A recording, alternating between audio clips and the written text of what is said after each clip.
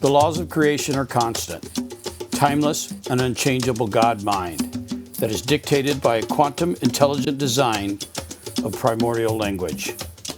This language is manifested by a pure consciousness that is infinite, ever-evolving environmental signals of wave, vibration, and sound frequency.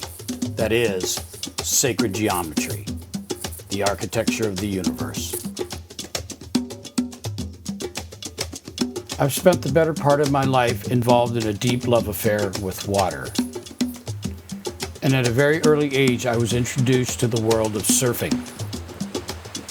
From the moment I first felt what it was like to experience being in the barrel, which I now call getting in the Fibonacci, I was hooked. And even though I was much too young to recognize this experience as sacred geometry, I did feel it in the form of a direct soul connection with the source of life that I would later come to realize as intelligent design of a supreme architect.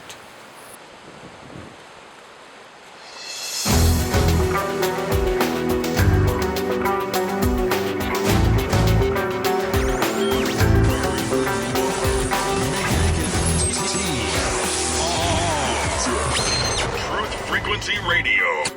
I am your host, Jonah Bolt, the Arcturian Starseed. We're going to be joined by a very special guest, Mr. Jay Gabriel Cavazos, who's doing some amazing eco-village, new technology development around the world.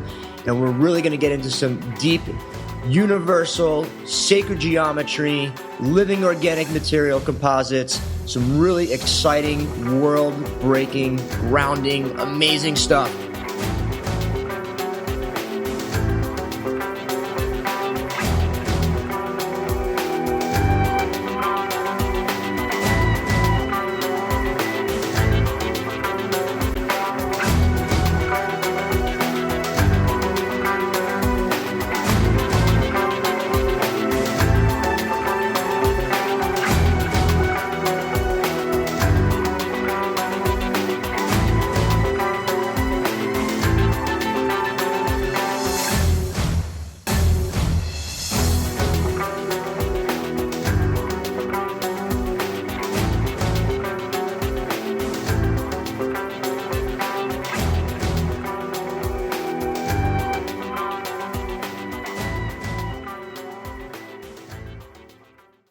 Hi, I'm Dr. Dan. This is Dr. Hamilton, and we're coming to you from the Apeiron Center for Human Potential.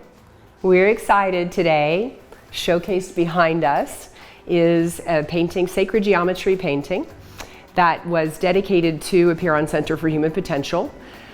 It was done by Charles Gilchrist, the fine artist, sacred geometry teacher. We send gratitude to Charles and his partners Michael Rice and Gabriel Cavazos in ARCOTU. So they have an endeavor of architecture of the universe. They're bringing sacred geometry and biogeometry into form for sustainable living. And we're super excited about the North Carolina Phi Spiral. Thanks, Charles. And you can find more about this painting and the course that Charles took at charlesgilchrist.com. It's Gilchrist, charlesgilchrist.com. Thanks, Charles. Okay, we're recording. We're recording right now? Yeah. Okay, have a seat, Charles. All right, I will. Here we go. So, Charles, it's been an incredible few days together. So we're here at Huntington Beach, Lake Erie, Ohio. And I still can't get over the fact that when I listen to Midwesterners talk about the beach, they actually equate lakes to beaches. Yeah, but the SoCal fam knows better than that. But anyway, honestly, we're in an amazing spot. This is a beautiful, beautiful spot. Charles, talk to us a little bit about this area. Oh, this is really old. This is one of the most famous beaches in the whole area. Huntington Beach they go to a lot of trouble to maintain it. All these break walls like this break wall we're sitting on.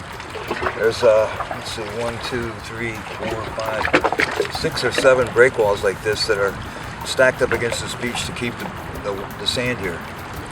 It's fantastic. And they keep bringing sand down like in tons. And they grade it and they go all kinds of trouble to make this look so beautiful. It's wonderful. Yeah, so Water. this whole video project is dedicated to the future of us trying to bring about water consciousness with what we're doing with Project ARCOTU, and specifically what has transpired between ARCOTU and Appalachian's artesian water.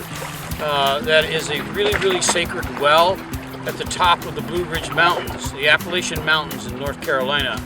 So Charles and I had a chance to go there and visit the property after we had spoken at 3DL 216 this year.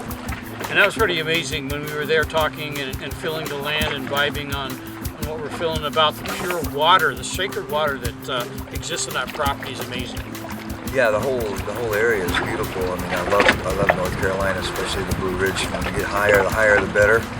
And this was like really a fabulous place. Just love the mountains down there. They're wonderful. I love mountains everywhere, but they're all very different.